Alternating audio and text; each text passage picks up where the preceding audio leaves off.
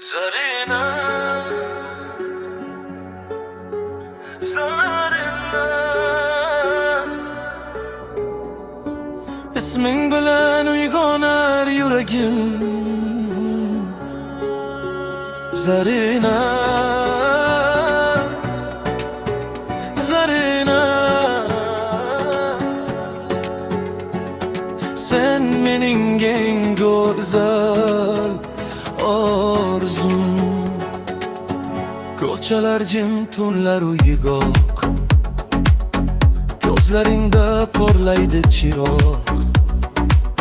Seni ko'rsam o'zgarar dunyo, yuragimda faqat sen Zarina.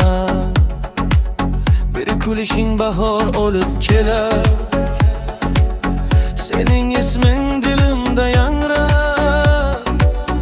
Qayerga borsam seni izlayman, bu yurakni faqat senga bog'layman. Sen kelgan kun oldu hayot, yuragimda uyg'ondi qanot. Qo'llaringni qo'limga ber, birga yozaylik sevgi xatida she'r. Zarina, Zarina, yuragimning yagonasi.